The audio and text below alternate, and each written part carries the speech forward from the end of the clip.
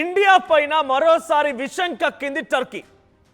UN వేదికగా కశ్మీర్ అంశాన్ని ప్రస్తావిస్తూ టర్కీ ప్రెసిడెంట్ ఎర్డోగాన్ మాట్లాడుకొచ్చారు.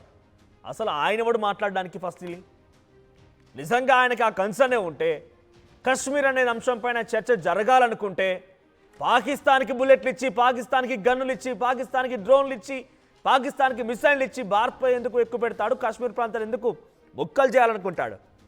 ఒకప్పుడు ఈ పిచ్చి కుక్క కూడా మనం సాయం చేసిన వాళ్ళమే. I still remember the date, February 6, 2023.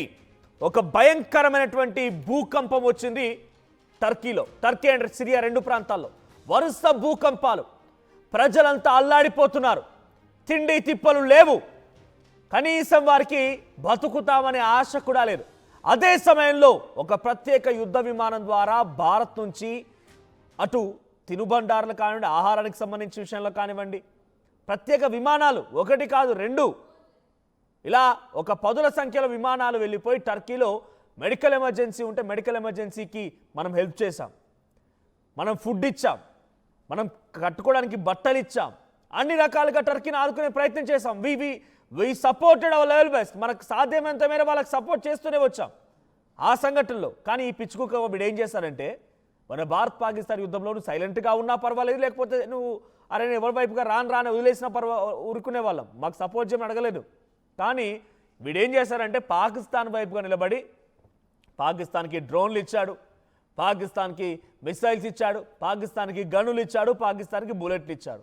ఈ పిచ్చి కుక్క పాకిస్తాన్తో కలిసి మళ్ళీ మనపై అందుకే అంటుంటారు, పాలు పోసి పామును పెంచినా కక్కేది విషమే కానీ అదేమో సుగంధ ద్రవ్యాలను మనకి ఇవ్వదు కదా అని చెప్పి ఇక్కడ మనం పాలు పోసి ఓ పామును పెంచామన్నట్టుగా మనం అర్థం చేసుకున్నాం. పోనీలే ఎంతోమందికి భిక్ష వేస్తున్నాం, వీడో భిక్ష కాడని కొంచెం చెప్పి వదిలేసాం. ఎంతోమందికి ఎంతో భిక్షలు వేస్తున్నాం, ఎన్నో రకాలుగా కోల్పోయినా పర్వాలేదు మన వాళ్ళే కానీ అనుకున్నాం. అలాగే ఈడు కూడా ఓ భిక్షగాడు అనుకున్నాం, అంతేగాని మనం తప్పుపట్టలేదు, ఇబ్బంది గురి చేయలేదు, మనం ఇక్కడ కూడా మాట్లాడలేదు. కానీ మళ్ళీ యుఎన్ వేదికగా వీడు మాట్లాడుతున్న మాటలు ఏంటంటే కశ్మీర్ సమస్యను తీర్మానాల ఆధారంగా పరిష్కరించాలి, చర్చల ద్వారా కశ్మీర్ సోదర సోదరీమణులకు మేలు జరుగుతుంది అంటున్నాడు. యుద్ధం సమయంలోనూ పాకిస్తాన్కు మద్దతు ఇచ్చింది టర్కీ.